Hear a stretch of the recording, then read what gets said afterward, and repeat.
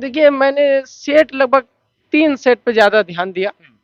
एक पहला जो केबीसी नैनो मैंने बताया, दूसरा प्लेटफ़ॉर्म, उसमें कंटेंट ज़्यादा है, अगर आपके पास टाइम है तो प्लेटफ़ॉर्म का तीनों वॉल्यूम बना लें, दरोगा की तैयारी के लिए। और तीसरा है यही एडिटोरिया। एडिटोरिया का कहा जाता है कि सेट थोड़ा हार्ड होता है वो, क्योंकि उसमें एक अलग लेवल का क्वेश्चन पूछ देते हैं, वो आपसे रटी रटाई चीज़ें नहीं पूछते, तो उनका भी बेनिफिट मिलता है आपको कि आपने रटी रटाई नहीं पढ़ी है तो कुछ अलग पढ़ा है तो शायद वो आ जाए तो मिल जाए। ये 3 सेट बनाएंगे तो आपके लिए बेनिफिशियल होगा। दोनों ने ये डिस्कस किया कि मीना माता रोग किससे होता है, तो हम लोग आपस में डिस्कस कर लिया कि पारा से ही होता है। वो वहाँ जाके आर्सेनिक मर दिया, जबकि हम लोग कंफ्यूज है। कंफ्यूज नहीं होना, और साइंस की जहाँ तो पढ़ें वो रिवीजन कराता है, उसमें नया चीज़ आपको कुछ नहीं मिलेगा, जो आप पढ़ें वही मिलेगा। जैसे शुरू से ले लें तो आप जैसे पॉलिटी का बुक उठाएंगे तो आप उसको चाहें तो 2 दिन में ख़त्म कर सकते हैं, इतनी मोटी बुक है, लेकिन आप चाहेंगे तो 2 दिन में ख़त्म कर सकते हैं, क्योंकि वो रिवीजन की चीज़ है और लगातार उसमें क्वेश्चन दिया रहता है। तो आप क्वेश्चन सॉल्व करेंगे तो आपका कॉन्फिडेंस बनेगा, आपका क्वेश्चन जो करेक्शन की होती है तो वो आप अधिक से अधिक करेक्ट कर पाएंगे। जैसे आप किसी क्वेश्चन को बनाएं तो एक क्वेश्चन ही नहीं, वही क्वेश्चन। जय हिंद साथियों, अभी हम लोग उपस्थित हैं एग्जाम टूर चैनल पर और आपसे बता दें संजीव जी हैं, इनका दरोगा में फाइनल सिलेक्शन हो चुका है, तो इनसे संपूर्ण जानकारी लेंगे। जो आपका लगातार कमेंट आ रहा था कि फिजिकल की तैयारी कैसे करें, यदि हाथ थोड़ा सा टूटा हुआ है तो क्या दरोगा बन सकते हैं या नहीं। आपका दूसरा एक कमेंट था कि कलर ब्लाइंडनेस है तो भी दरोगा बन सकते हैं कि नहीं। जो भी आपका क्वेरीज था वो संपूर्ण क्वेरीज इसमें शामिल करेंगे। और था कि किस तरीका से कहां पे पढ़े, कौन सी कोचिंग में पढ़े, कौन सा सेट प्रैक्टिस किए, कौन सा बुक को फॉलो किए, संपूर्ण जानकारी यहाँ पे मिल जाएगा। संजीव जी, आपका बहुत बहुत स्वागत है एग्जाम टूर पर। एग्जाम टूर पे आप मौका देने के लिए आपका धन्यवाद। जो बच्चे आपको देख रहे हैं, जो भी दरोगा बनना चाहते हैं, उनके अंदर ये कमेंट रहता है कि हम क्या करें अब से। बहुत सारे बच्चे का एक पहला कमेंट था जो कि हर एक बार देते हैं एग्जाम, मेंस निकाल लेते हैं, पीटी निकाल लेते हैं, लेकिन कुछ अंकों से उनका फाइनल सिलेक्शन नहीं हो पाते हैं। बहुत सारे आपके भी मित्र होंगे, उनको क्या करना चाहिए? सबसे पहले लास्ट टाइम जो तो होता है वो नया पढ़ने के लिए नहीं होता, उसको आप रिवीजन करें। और रिवीजन करने का एक बढ़िया तरीका है, मैं मानता हूँ कि आप किसी भी घटना चक्र के बुक को पढ़ें, वो रिवीजन कराता है, उसमें नया चीज़ आपको कुछ नहीं मिलेगा, जो आप पढ़ें वही मिलेगा। जैसे शुरू से ले लें तो आप जैसे पॉलिटी का बुक उठाएंगे तो आप उसको चाहें तो 2 दिन में ख़त्म कर सकते हैं, इतनी मोटी बुक है, लेकिन आप चाहेंगे तो 2 दिन में ख़त्म कर सकते हैं, क्योंकि वो रिवीजन की चीज़ है और लगातार उसमें क्वेश्चन दिया रहता है। तो आप क्वेश्चन सॉल्व करेंगे तो आपका कॉन्फिडेंस बनेगा, आपका क्वेश्चन जो करेक्शन की होती है तो वो आप अधिक से अधिक करेक्ट कर पाएंगे। जैसे आप किसी क्वेश्चन को बनाएं तो एक क्वेश्चन ही नहीं, वही क्वेश्चन आपको 3-4 जगह दिखेंगे, तो आप एक ही क्वेश्चन को 4 बार बनाएंगे तो आप लगातार सही करेंगे, वो आपके सामने आएगा तो आप उसको मिस नहीं करेंगे। तो कंफ्यूज जैसे एग्जाम के दौरान हो जाता है कि फाइनल एग्जाम के दौरान कि आप किसी क्वेश्चन को मिस कर जाते हैं, एक दो अंक से छट जाते, तो वो आपको नहीं करना। आप घटना चक्र बनाइए, तो मैं मानता हूँ उससे क्वेश्चन सॉल्व करने का जो करेक्शन होता है, ज़्यादा से ज़्यादा मार्क, कंफ्यूज नहीं होना, वो सब इसमें आता है, तो शायद करेक्ट कर पाए, ज़्यादा करेक्ट कर पाएंगे। एक बात बताइए, सभी बच्चे, बहुत सारे बच्चे होते हैं जो शुरुआती दौर होते हैं जिनके पास होता है, जिस तरीका से आप पीटी की तैयारी किए, उसका क्या रणनीति था? पीटी का आपका रणनीति यदि पूछा जाए तो सब्जेक्ट वाइज अलग अलग बुक थे, या कोई, जैसे बहुत सारे बच्चे होते हैं जो लुसेंट पढ़ते हैं, लुसेंट जब समाप्त कर लेते हैं तो घटना चक्र पर जाते हैं, क्या आप लुसेंट पढ़े थे? लुसेंट मैं उतना नहीं पढ़ा था, मैं सच बताऊं, मैंने कोचिंग किया था उस दौरान रामांशु सर के पास। रामांशु सर के पास। जी, तो उन्होंने ये नहीं बताया कि, ये नहीं पढ़ाया कि आप इतना पढ़ें वो पढ़ें, उन्होंने ये बताया कि आपको क्या पढ़ना है जो आप सिलेक्शन लेंगे। क्योंकि मैं जब उनके पास गया था रामांशु सर के पास, तो उन्होंने बताया कि मेरे पास आए हो तो ग्रुप डी का तैयारी नहीं करना, कोई दिक्कत नहीं है, तुम तैयारी करो, तुम्हारा होगा। और ये कॉन्फिडेंस दिलाया कि तुम्हारा नहीं होगा तो फिर किसका होगा। और उस दौरान मैंने थोड़ा सा ज़्यादा मेहनत करना पड़ा था उसके लिए, तो हो गया था। और लूसेंट की जहाँ तक बात है, वो वन यानी वन लाइनर फैक्ट है, तो अभी याद करो, थोड़ी देर बाद भूल जाते हैं। वही आप घटना चक्र पढ़ के लूसेंट बनाएंगे तो मैं मानता हूँ ज़्यादा करेक्ट कर पाएंगे। आप जो तैयारी किए थे, यह आपका कौन सा अटेम्प्ट था जिसमें आपका फाइनल? ये मेरा पहला अटेम्प्ट था। पहला अटेम्प्ट था। मैंने 2018 में ग्रेजुएशन किया और 2019 जून के आसपास वैकेंसी आई थी, और दिसंबर में एग्जाम हुआ था, तो ये मेरा पहला अटेम्प्ट था। जिस तरीका से बच्चे आजकल देखा जा रहा है, करंट अफेयर का जो है लेवल थोड़ा सा बढ़ गया है, करंट अफेयर के लिए आपका रणनीति क्या था? करंट अफेयर उस टाइम एडुटेरिया मार्केट में छाया हुआ था और उसी से क्वेश्चन लगभग अभी भी एग्जाम में आते हैं और ज़्यादा से ज़्यादा आते हैं। वैसे तो प्रतियोगिता दर्पण में पढ़ता था, तो उससे ज़्यादा क्वेश्चन तो वन फैक्ट नहीं आते हैं, लाइनर नहीं आते हैं, लेकिन जो मोटा मोटी होता है, मोटा जैसे वो ब्रीफिंग के साथ आते हैं। आप कोई लाइन देख लिए, उसके साथ उसका ब्रीफ दिया हुआ है, तो उस तरह के आते हैं। तो आपको उसका टाइम नहीं तो आप एडुटेरिया पढ़ सकते हैं या स्पीडी पढ़ सकते हैं, दोनों में से। साइंस का देखा जाए, चूंकि आजकल जो भी एग्जाम हो रहे हैं, खासकर बिहार में देखा जाए या केंद्र गवर्नमेंट के साथ जो बहालियां निकाली जाती हैं, उसमें देखा जा रहा है तो साइंस का वेटेज दिया जा रहा है। इसका कारण भी है कि लगातार खोज हो रहा है या बहुत सारे साइंस पे काम हो रहे हैं। तो आप साइंस के लिए क्या रणनीति अपनाए थे, कुछ खास था या जो सभी बच्चे करते हैं उसी टाइप से? साइंस के लिए साइंस कंफ्यूजन बहुत ज़्यादा कंफ्यूजन पैदा करता है। जैसे मेरा दोस्त ही मेरे साथ तैयारी करता था, तो सेम यानी एक दिन जस्ट पहले हम दोनों ने ये डिस्कस किया कि मीना माता रोग किससे होता है। तो हम लोग आपस में डिस्कस कर लिया कि पारा से ही होता है। वो वहाँ जाके आर्सेनिक मर दिया, जबकि हम लोग कंफ्यूज नहीं होना। और साइंस की जहाँ तक बात है, हमने स्पीडी पढ़ा था। स्पीडी साइंस के लास्ट में सेट वाइज दिए हैं, 1 लाइन 2 लाइन इस तरह करके लगभग हम मानते हैं 200 के आसपास सेट होगा।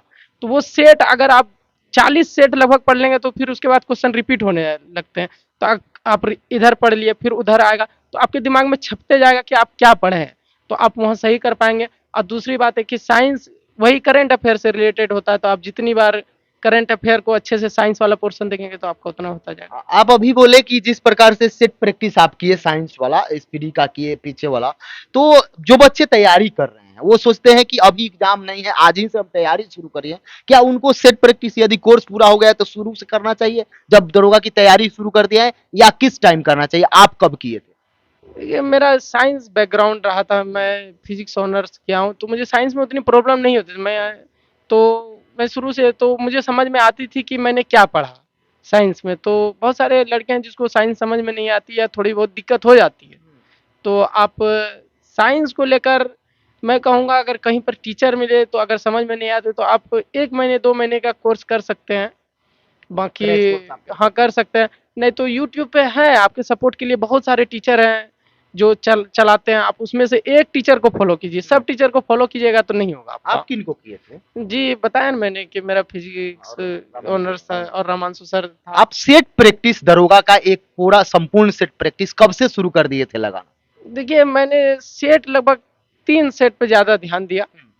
एक पहला जो केबीसी नैनो मैंने बताया, दूसरा प्लेटफॉर्म, तो उसमें कंटेंट ज़्यादा है। अगर आपके पास टाइम है तो प्लेटफॉर्म का तीनों वॉल्यूम बना लें दरोगा की तैयारी के लिए। और तीसरा है यही एडुटेरिया। एडुटेरिया का कहा जाता है कि सेट थोड़ा हार्ड होता है वो, क्योंकि उसमें एक अलग लेवल का क्वेश्चन पूछ देते हैं। वो आपसे रटी रटाई चीज़ें नहीं पूछते, तो उनका भी बेनिफिट मिलता है आपको कि आपने रटी रटाई नहीं पढ़ी है तो कुछ अलग पढ़ा है तो शायद वो आ जाए तो मिल जाए। ये 3 सेट बनाएंगे तो आपके लिए बेनिफिशियल होगा। जब मेंस पीटी आपका फाइनल हो गया, मेंस का रिजल्ट आ गया, उसके बाद आप फिजिकल की तैयारी शुरू किए थे या पहले से कर दिए थे? मेरे साथ एक भैया थे, अमरजीत भैया, उन्होंने वो 2017 वाले वैकेंसी में फिजिकल में ही छट गए थे। उन्होंने बताया कि देखो कि अगर तुम बाद में तैयारी करेगा हो सकता है नहीं हो पाए। सच में मैं उस टाइम बहुत मोटा था, यानी कि लगभग मेरा काफ़ी हेवी वेट था। लगभग मैं उस टाइम 75 किलो के आसपास। तो उस टाइम मैं चला गया मोनू भैया के पास, एग्ज़ाम दे के आया। लगभग मैं 11 तारीख मोनू रंजन सर के पास ज्वाइन किया। मैं उनको मोनू भैया ही बोलता हूँ। तो उनके पास गया तो वही मैं यानी कि एक रेपिटेशन जो होता है 400 मीटर का वो भी नहीं लगा पाता था। नहीं लगा पाता था। बहुत सारे अभ्यर्थी को आप देखते होइएगा, चूंकि आप भी तैयारी की हैं, तो अगल बगल जो बच्चे होते हैं जो दरोगा की तैयारी करते हैं या जनरल कंपटीशन की तैयारी करते हैं, उनके पास पढ़ने की क्षमता है, बैठ के पढ़ते हैं, बहुत अच्छा करते हैं, लेकिन फिजिकल नहीं कर पाते हैं। तो क्या दोनों एक साथ लेकर चला जा सकता है? मैं मानता हूँ ये थोड़ा हार्ड है, लेकिन आप चाहेंगे तो हो सकता है, क्यों नहीं हो सकता। आप शुरू में क्यों दौड़ेंगे, आप 3 किलोमीटर 4 किलोमीटर आज सुबह टहलना स्टार्ट कर दें। आधा घंटा टहल के आए, धीरे धीरे किसी दिन धीरे धीरे आपकी आदत हो जाएगी तो 1 किलोमीटर दौड़ना स्टार्ट कर देंगे आप। धीरे धीरे आपके ऐसा नहीं है कि आप पीटी का एग्जाम दे रहे हैं तो आपके 2 महीने के बाद ही आपका फिजिकल है। 4 महीने का 5 महीने का टाइम होता है कि पीटी के एग्जाम से आपको फिजिकल तक। तो अब पीटी का रिजल्ट आया, आप हल्का हल्का दौड़ना, दौड़ना नहीं टहलना स्टार्ट, यानी कि आपको आदत बनानी पड़ेगी कि मुझे दौड़ना है। एक बात बताइए, आप अच्छा किए फिजिकल में। बहुत सारे बच्चे होते हैं जिनका हाथ टूटा हुआ था, चूंकि उन लोगों का कमेंट आ रहा था, तो क्या वो दरोगा बन सकते हैं? बिल्कुल, बन ये सकते ऐसा कोई बाध्यता नहीं है। हैं, बस हाथ से गोला फेंकना चाहिए। हाँ, सिर्फ 2 ही में बाध्यता है। ये आप मेडिकल टेस्ट में हो सकते हैं फेल, एक कलर ब्लाइंडनेस और दूसरा एलिसा टेस्ट में अगर आप पॉजिटिव आते हैं, जो एड्स दो का टेस्ट होता है। दो हाँ, जो विद्यार्थी लगातार प्रयास कर रहे हैं दरोगा के लिए, उनको यदि आप संदेश देना चाहें तो आप क्या संदेश देंगे? आप तैयारी करते रहिए। मैं मानता हूँ कि दरोगा की तैयारी इतनी हार्ड नहीं है, जितना इसको हवा बना देते हैं। अगर आप इसके प्रति समर्पित रहे तो आप निकाल सकते निकाल सकते हैं, फर्स्ट अटेम्प्ट में ही निकाल सकते हैं, ज़्यादा हार्ड नहीं है। मैं फर्स्ट अटेम्प्ट में निकाला हूँ। अब मैं मानता हूँ एक एवरेज स्टूडेंट हूँ, मैं कोई तेज तर्रार नहीं था, हैं एवरेज। एवरेज स्टूडेंट हूँ। मेरा कोई खास बैकग्राउंड भी उतना हाई लेवल का नहीं है। मैं तीनों यानी कि मैट्रिक, इंटर और ग्रेजुएशन में सेकंड डिवीजन हूँ। Second division. मेरा कोई, मैं 30 मार्क का नहीं था, लेकिन पहली बार मैं अटेम्प्ट किया, क्योंकि मुझे रामांशु, जैसा बताया ना मैंने, कि रामांशु सर के पास मुझे ये नहीं बताया गया कि आपको पढ़ाऊंगा क्या, मैं आप खुद पढ़ेंगे और किस तरह पढ़ेंगे और क्या पढ़ना है, ये रामांशु सर ने बहुत अच्छे तरीके से समझाया था, जिसकी बदौलत मैं यहाँ पर हूँ। जो भी अभ्यर्थी आपको देख रहे हैं, जो दरोगा की तैयारी प्रॉपर करेंगे, उनको यदि अभी से देखा जाए तो 2-3 पॉइंट किन-किन बातों पर ध्यान देने हैं? मात्र 2 से 3 पॉइंट। आप तैयारी के दौरान ज़्यादा मोबाइल यूज ना करें, डिमोटिवेट ना हो जाए, और आपको आस पड़ोस वाले थोड़ा सा डिमोटिवेट करेंगे, मेरा 3 अटेम्प्ट में नहीं हुआ, तुम्हारा कैसे हो जाएगा, ये वो, ऐसा कुछ नहीं है। अगर आप चाहेंगे तो आपका होगा। जैसे आप खुद को कहेंगे कि मेरा नहीं होगा तो किसका होगा, तो पक्का आपका होगा, नहीं तो उसका देखिएगा तो आपका नहीं होगा। उसको, क्योंकि वो हार चुके हैं, वो हारने वाला बताएंगे आपको। या हो सकता है कि कुछ आपको ऐसा बताए कि जिससे आप डिमोटिवेट हो जाए कि मेरा नहीं हुआ, तुम्हारा कैसे हो जाएगा, तुम्हारा तो फर्स्ट अटेम्प्ट है। जिसका फर्स्ट अटेम्प्ट होता है उसका ज़्यादा रिजल्ट होता है। आप देख लीजिए, मेरे बैच में तो मान के चलिए कि मेरे बैच में कम उम्र के ही लड़के ज़्यादा मिलेंगे आपको। जैसे ये 2019 का वैकेंसी है, तो ऐसा नहीं था कि उसमें ज़्यादा एज वाले लड़के थे, कम उम्र कम उम्र के थे, एक युवा वर्ग के ही थे। सभी यूथ। हाँ, ऐसा नहीं था कि किसी का एज थोड़ा, आपको नहीं मिलेगा कि एज डिफरेंस ज़्यादा है। मान के चले एक एज डिफरेंस था 25 से 30। मेरे बैच में सबसे कम उम्र का लड़का लगभग 22.5 साल का। एक बात बता दें, जो भी अभ्यर्थी दरोगा की तैयारी कर रहे हैं या किसी को कॉम्पिटिटिव एग्जाम की तैयारी कर रहे हैं, यदि एग्जाम टूर पर नए हैं तो एग्जाम टूर को जरूर सब्सक्राइब कर लें। आपके मन में इसके अलावा किसी भी प्रकार का कोई प्रश्न हो तो आप कमेंट बॉक्स में जरूर कमेंट करेंगे, मैं फिर से किसी इंटरव्यू में शामिल करूंगा। आप अंतिम एक प्रश्न आपसे है, आप अपनी सफलता का श्रेय किनको देना चाहिए? मैं देना चाहूँगा मेरे भाई, माँ, पापा और रामांशु सर को और मोनू भैया को। लास्ट में फिजिकल कराए, उनका बहुत योगदान रहा था मेरे में, तो उनका ही रहा। समय देने के लिए बहुत बहुत धन्यवाद आपका। आपका भी धन्यवाद। जय हिंद, जय भारत, जय युवा।